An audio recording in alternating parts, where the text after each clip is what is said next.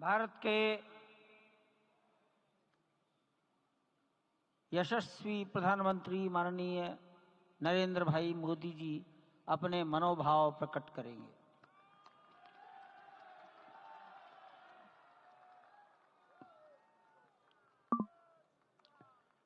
सियावर रामचंद्र की जय।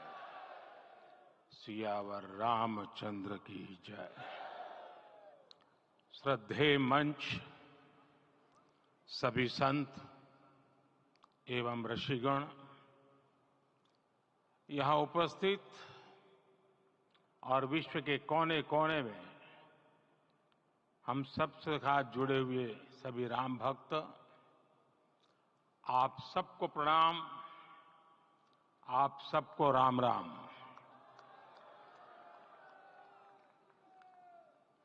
आज हमारे राम आ गए हैं।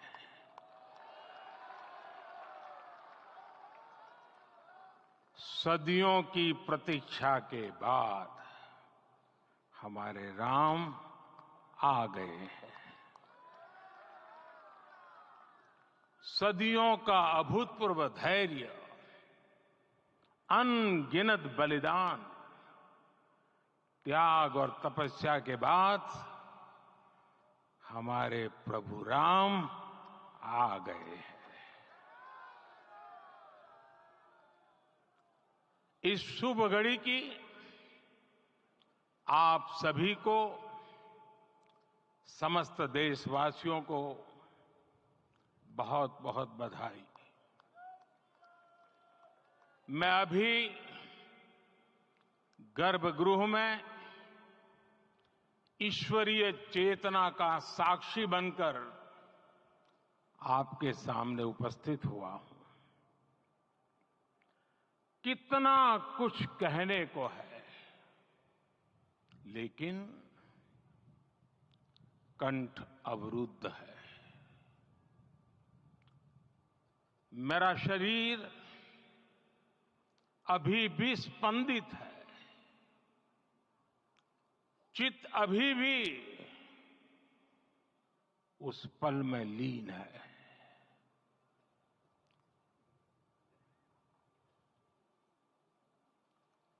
हमारे रामलला अब टेंट में नहीं रहेंगे।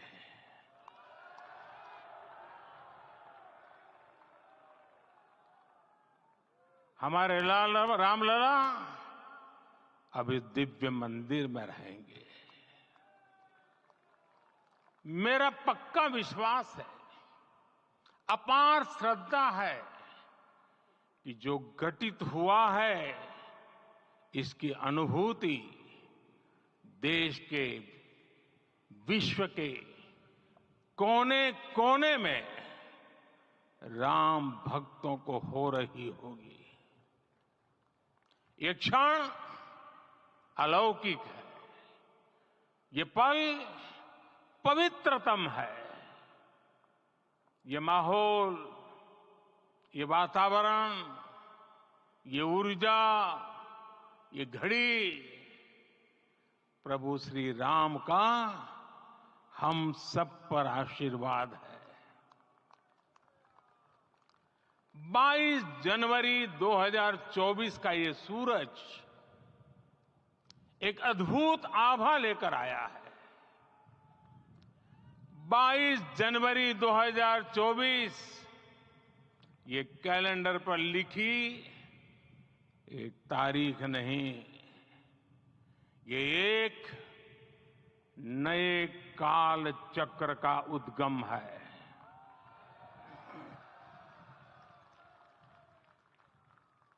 राम मंदिर के भूमि पूजन के बाद से प्रतिदिन पूरे देश में उमंग और उत्साह बढ़ता ही जा रहा था। निर्माण कार्य देख देशवासियों में हर दिन एक नया विश्वास पैदा हो रहा था। आज हमें सदियों के उस धैर्य की धरोहर मिली है। आज हमें श्री राम का मंदिर मिला है। गुलामी की मानसिकता को तोड़कर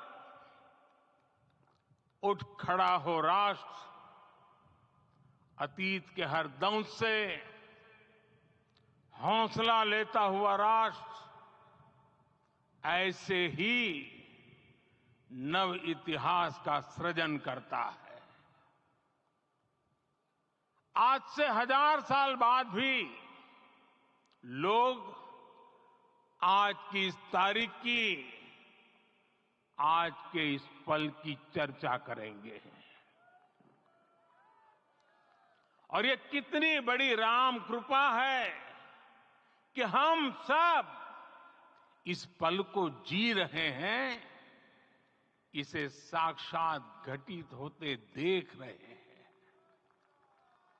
आज दिन दिशाएं, दिग दिगंत सब दिव्यता से परिपूर्ण है। ये समय सामान्य समय नहीं है। ये काल के चक्र पर सर्वकालिक शाही से अंकित हो रही अमिट स्मृति रेखाएं हैं। साथियों, हम सब जानते हैं कि जहां राम का काम होता है, वहां पवन पुत्र हनुमान अवश्य विराजमान होते हैं। इसलिए मैं राम भक्त हनुमान और हनुमान गढ़ी को भी प्रणाम करता हूं। मैं माता जानकी, लक्ष्मण जी, भरत, शत्रुघ्न सबको नमन करता हूं। मैं पावन अयोध्यापुरी और पावन सरयू को भी प्रणाम करता हूं। मैं इस पल दैवीय अनुभव कर रहा हूं कि जिनके आशीर्वाद से ये महान कार्य पूरा हुआ है। वे दिव्य आत्माएं, वे दैवीय विभूतियां भी इस समय हमारे आसपास उपस्थित है। मैं इन सभी दिव्य चेतनाओं को भी कृतज्ञता पूर्वक नमन करता हूं। मैं आज प्रभु श्री राम से क्षमा याचना भी करता हूं। हमारे पुरुषार्थ, हमारे त्याग, तपस्या में कुछ तो कमी रह गई होगी कि हम इतनी सदियों तक ये कार्य कर नहीं पाए। आज वो कमी पूरी हुई है।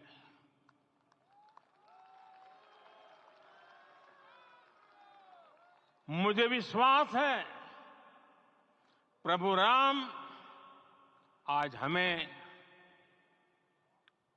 अवश्य क्षमा करेंगे। मेरे प्यारे देशवासियों, त्रेता में राम आगमन पर पूज्य संत तुलसीदास जी ने लिखा है, प्रभु बिलोकी हर से पुरबासी, जनित वियोग विपत्ति समनासी। अर्थात प्रभु का आगमन देकर ही सब अयोध्यावासी, समग्र देशवासी हर्ष से भर गए। लंबे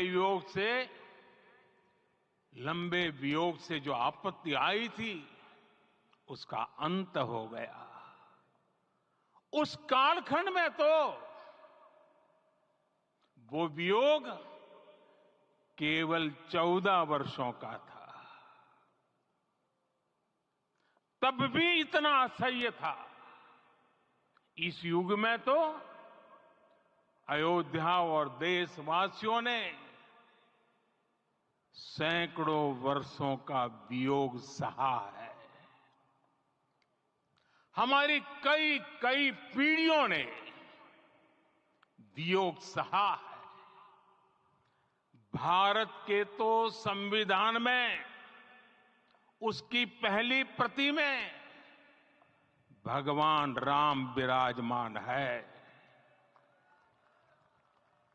संविधान के अस्तित्व में आने के बाद भी दशकों तक प्रभु श्री राम के अस्तित्व को लेकर कानूनी लड़ाई चली। मैं आभार व्यक्त करूंगा भारत की न्यायपालिका का, जिसने न्याय की लाज रख ली।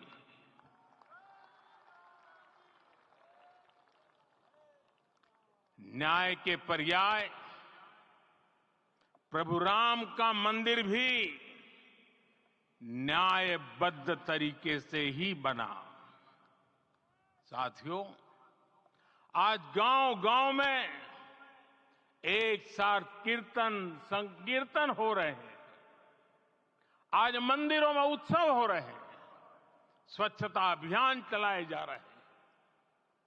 पूरा देश आज दीपावली मना रहा है। आज शाम घर घर राम ज्योति प्रज्वलित करने की तैयारी है। कल मैं श्री राम के आशीर्वाद से धनुषकोडी में राम सेतु के आरंभ बिंदु अरिचल मुनाई पर था। जिस घड़ी प्रभु राम समुद्र पार करने निकले थे, वो एक पल था जिसने काल चक्र को बदला था। उस भावमय पल को महसूस करने का मेरा ये विनम्र प्रयास था। वहां पर मैंने पुष्प वंदना की। वहां मेरे भीतर एक विश्वास जगा कि जैसे उस समय काल चक्र बदला था, उसी तरह अब काल चक्र फिर बदलेगा और शुभ दिशा में बढ़ेगा। अपने 11 दिन के व्रत अनुष्ठान के दौरान मैंने उन स्थानों का चरण स्पर्श करने का प्रयास किया जहां प्रभु राम के चरण पड़े थे। चाहे वो नासिक का पंचवटी धाम हो, केरला का पवित्र त्रिपायर मंदिर हो, आंध्र प्रदेश में लेपाक्षी हो, श्रीरंगम में रंगनाथ स्वामी मंदिर हो, रामेश्वरम में श्री रामनाथ स्वामी मंदिर हो, या फिर धनुषकोडी। मेरा सौभाग्य है कि इसी पुनीत पवित्र भाव के साथ मुझे सागर से सरयू तक की यात्रा का अवसर मिला। सागर से सरयू तक हर जगह राम नाम का वही उत्सव भाव छाया हुआ है। प्रभु राम तो भारत की आत्मा के कण कण से जुड़े हुए हैं। राम भारतवासियों के अंतर मन में विराजे हुए हैं। हम भारत में कहीं भी किसी की अंतरात्मा को छुएंगे तो इस एकत्व की अनुभूति होगी और यही भाव सब जगह मिलेगा। इससे उत्कृष्ट, इससे अधिक देश को समायोजित करने वाला सूत्र और क्या हो सकता है। मेरे प्यारे देशवासियों, मुझे देश के कोने कोने में अलग अलग भाषाओं में रामायण सुनने का अवसर मिला है, लेकिन विशेषकर पिछले 11 दिनों में रामायण अलग अलग भाषा में अलग राज्यों से मुझे विशेष रूप से सुनने का मौका मिला। राम को परिभाषित करते हुए ऋषियों ने कहा है, रमन्ते यस्मिन् इति रामः, अर्थात जिसमें रम जाए वही राम है। राम लोक की स्मृतियों में, पर्वत से लेकर परंपराओं में सर्वत्र समाये हुए हैं। हर युग में लोगों ने राम को जिया है। हर युग में लोगों ने अपने अपने शब्दों में अपनी अपनी तरह से राम को अभिव्यक्त किया है और ये राम रस जीवन प्रवाह की तरह निरंतर बहता रहता है। प्राचीन काल से भारत के हर कोने के लोग राम रस का आचमन करते रहे हैं। राम कथा असीम है और रामायण भी अनंत है। राम के आदर्श, राम के मूल्य, राम की शिक्षाएं सब जगह एक समान है। प्रिय देशवासियों, आज इस ऐतिहासिक समय में देश उन व्यक्तित्वों को भी याद कर रहा है जिनके कार्य और समर्पण की वजह से आज हम ये शुभ दिन देख रहे हैं। राम के इस काम में कितने ही लोगों ने त्याग और तपस्या की पराकाष्ठा करके दिखाई है। उन अनगिनत राम भक्तों के, उन अनगिनत कार सेवकों के और उन अनगिनत संत महात्माओं के हम सब ऋणी हैं। साथियों, आज का ये अवसर उत्सवता का क्षण तो है ही, लेकिन इसके साथ ही यह क्षण भारतीय समाज की परिपक्वता के बोध का भी क्षण है। हमारे लिए ये अवसर सिर्फ विजय का नहीं, विनय का भी है। दुनिया का इतिहास साक्षी है कि कई राष्ट्र अपने ही इतिहास में उलझ जाते हैं। ऐसे देशों ने जब भी अपने इतिहास की उलझी हुई गांठों को खोलने का प्रयास किया, उन्हें सफलता पाने में बहुत कठिनाई आई, बल्कि कई बार तो पहले से ज्यादा मुश्किल परिस्थितियां बन गई।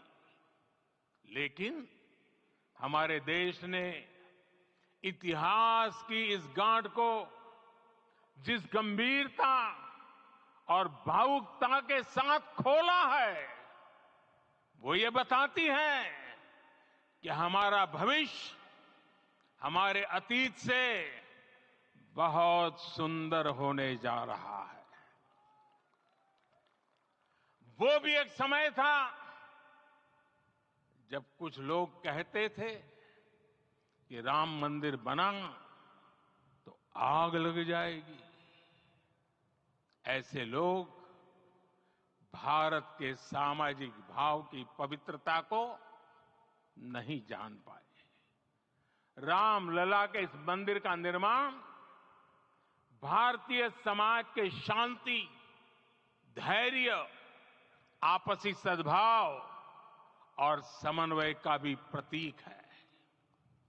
हम देख रहे हैं ये निर्माण किसी आग को नहीं, बल्कि ऊर्जा को जन्म दे रहा है।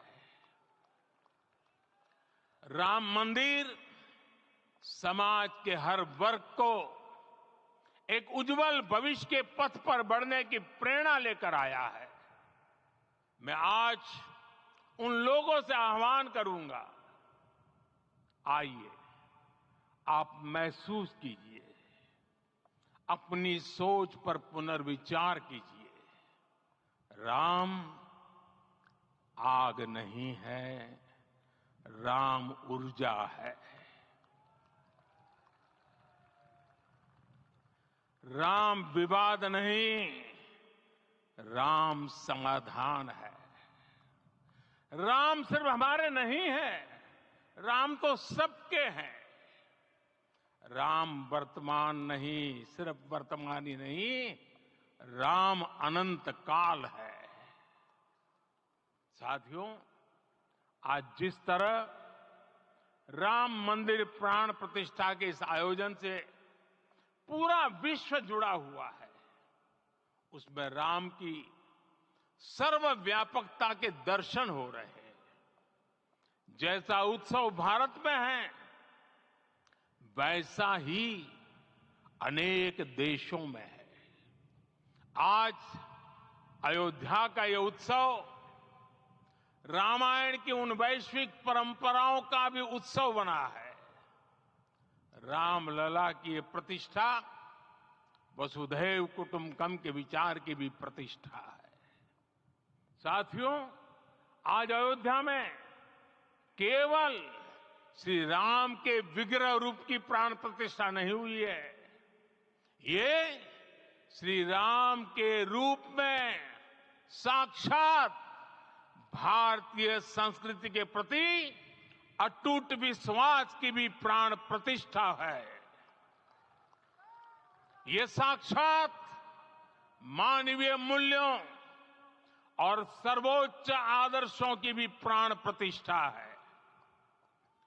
इन मूल्यों की, इन आदर्शों की आवश्यकता आज संपूर्ण विश्व को है।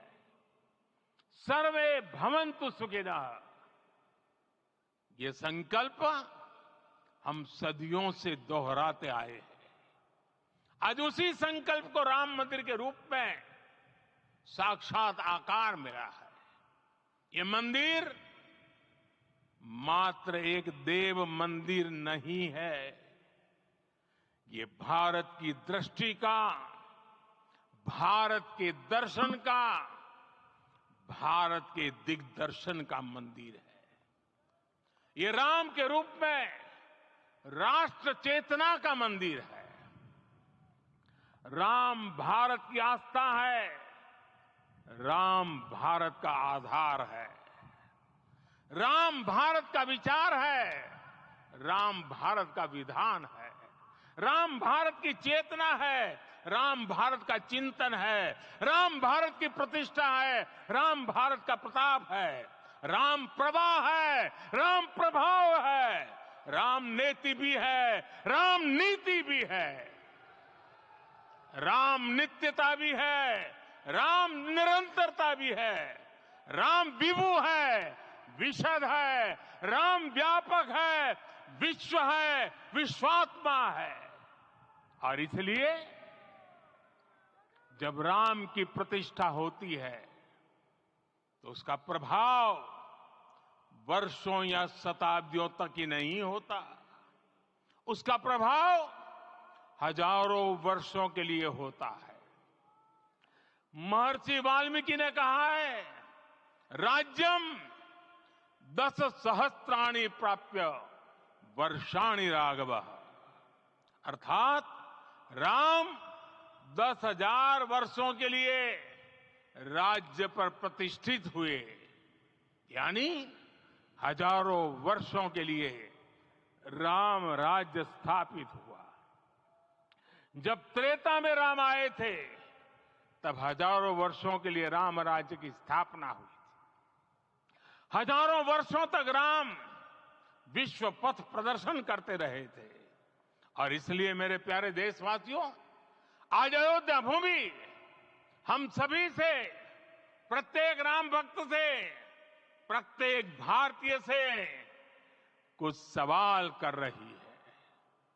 श्री राम का भव्य मंदिर तो बन गया, अब आगे क्या? सदियों का इंतजार तो खत्म हो गया, अब आगे क्या? आज के इस अवसर पर जो दैव जो दैवीय आत्माएं हमें आशीर्वाद देने के लिए उपस्थित हुई हैं, हमें देख रही हैं, उन्हें क्या हम ऐसे ही विदा करेंगे? नहीं, कदापि नहीं। आज मैं पूरे पवित्र मन से महसूस कर रहा हूं कि काल चक्र बदल रहा है। ये सुखद संयोग है कि हमारी पीढ़ी को एक कालजयी पथ के शिल्पकार के रूप में चुना गया है। 1000 वर्ष बाद की पीढ़ी राष्ट्र निर्माण के हमारे आज के कार्यों को याद करेगी। इसलिए मैं कहता हूं, यही समय है, सही समय है। हमें आज से, इस पवित्र समय से अगले 1000 साल के भारत की नींव रखनी है। मंदिर निर्माण से आगे बढ़कर अब हमें सभी देशवासी यहीं इस पल से समर्थ, सक्षम, भव्य, दिव्य भारत के निर्माण की सौगंध लेते हैं।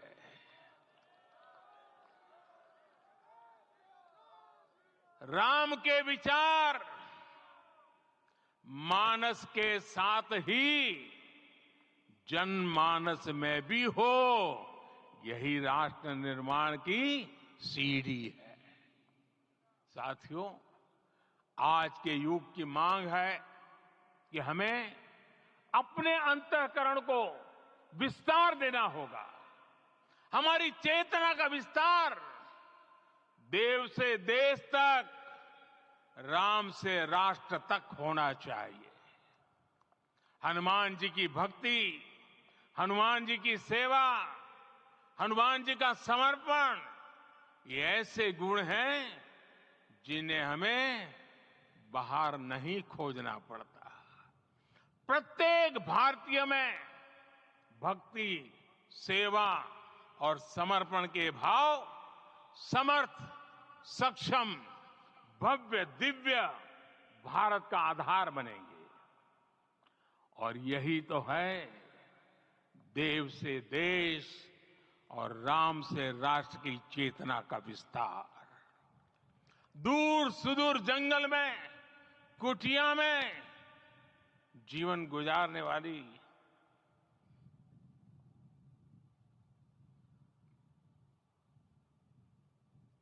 मेरी आदिवासी मां शबरी का ध्यान आते ही अप्रतिम विश्वास जागृत होता है। मां शबरी तो कब से कहती थी, राम आएंगे।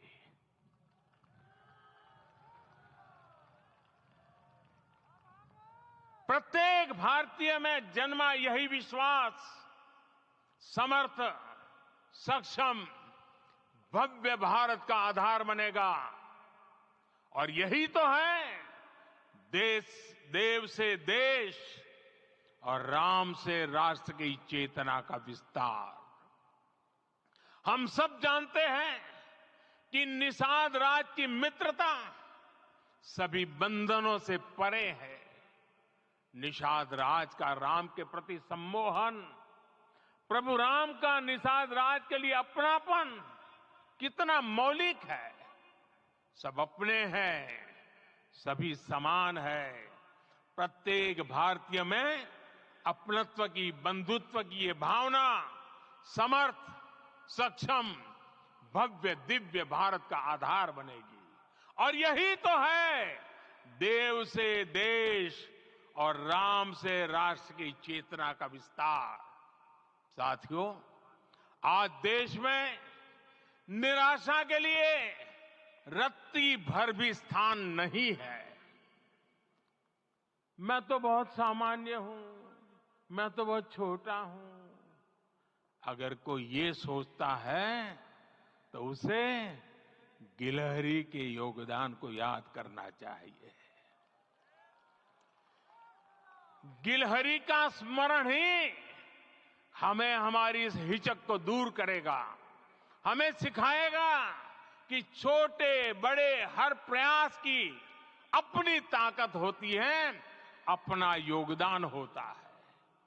और सबके प्रयास की यही भावना समर्थ, सक्षम, भव्य, दिव्य भारत का आधार बनेगी। और यही तो देव से देश और राम से राष्ट्र की चेतना का विस्तार। साथियों, लंकापति रावण प्रकांड ज्ञानी थे, अपार शक्ति के धनी थे, लेकिन जटायु जी की मूल्य निष्ठा देखिए। वे महाबली रावण से भिड़ गए। उन्हें भी पता था कि वो रावण को परास्त नहीं कर पाएंगे, लेकिन फिर भी उन्होंने रावण को चुनौती दी। कर्तव्य की यही पराकाष्ठा समर्थ, सक्षम, भव्य, दिव्य भारत का आधार है। और यही तो है देव से देश और राम से राष्ट्र की चेतना का विस्तार। आइए हम संकल्प लें कि राष्ट्र निर्माण के लिए हम अपने जीवन का पल पल लगा देंगे। राम काज से राष्ट्र काज, समय का पल पल, शरीर का कण कण राम समर्पण को राष्ट्र समर्पण के ध्येय से जोड़ देंगे। मेरे देशवासियों, प्रभु श्री राम की हमारी पूजा विशेष होनी चाहिए। ये पूजा स्व से ऊपर उठ करके समष्टि के लिए होनी चाहिए। ये पूजा अहम से उठकर वयम के लिए होनी चाहिए। प्रभु को जो भोग चढ़ेगा वो विकसित भारत के लिए हमारे परिश्रम की पराकाष्ठा का प्रसाद भी होगा। हमें नित्य पराक्रम, पुरुषार्थ, समर्पण का प्रसाद प्रभु राम को चढ़ाना होगा। इनसे नित्य प्रभु राम की पूजा करनी होगी, तब हम भारत को वैभवशाली और विकसित बना पाएंगे। मेरे प्यारे देशवासियों, ये भारत के विकास का अमृत काल है। आज भारत युवा शक्ति की पूंजी से भरा हुआ है, ऊर्जा से भरा हुआ है। ऐसी सकारात्मक परिस्थितियां फिर न जाने कितने समय बाद बनेगी। हमें अब चूकना नहीं है, हमें अब बैठना नहीं है। मैं अपने देश के युवाओं से कहूंगा, आपके सामने हजारों वर्ष की परंपरा की प्रेरणा है। आप भारत की उस पीढ़ी का प्रतिनिधित्व करते हैं जो चांद पर तिरंगा लहरा रही है। वो 15 लाख किलोमीटर की यात्रा करके सूर्य के पास जाकर मिशन आदित्य को सफल बना रही है। जो आसमान में तेजस और सागर में विक्रांत का परचम लहरा रही है। अपनी विरासत पर गर्व करते हुए आपको भारत का नव प्रभात लिखना है। परंपरा की पवित्रता और आधुनिकता की अनंतता दोनों ही पथ पर चलते हुए भारत समृद्धि के लक्ष्य तक पहुंचेगा। मेरे साथियों, आने वाला समय अब सफलता का है। आने वाला समय अब सिद्धि का है। ये भव्य राम मंदिर साक्षी बनेगा भारत के उत्कर्ष का, भारत के उदय का। ये भव्य राम मंदिर साक्षी बनेगा भव्य भारत के अभ्युदय का, विकसित भारत का। ये मंदिर सिखाता है कि अगर लक्ष्य सत्य प्रमाणित हो, अगर लक्ष्य सामूहिकता और संगठित शक्ति से जन्मा हो, तब उस लक्ष्य को प्राप्त करना असंभव नहीं है। ये भारत का समय है और भारत अब आगे बढ़ने वाला है। शताब्दियों की प्रतीक्षा के बाद हम यहां पहुंचे हैं। हम सब ने इस युग का, इस कालखंड का इंतजार किया है। अब हम रुकेंगे नहीं, हम विकास की ऊंचाई पर जाकर ही रहेंगे। इसी भाव के साथ रामलला के चरणों में प्रणाम करते हुए आप सभी को बहुत बहुत शुभकामनाएं। सभी संतों के चरणों में मेरे प्रणाम। सियावर रामचंद्र की, सियावर रामचंद्र की, सियावर रामचंद्र की।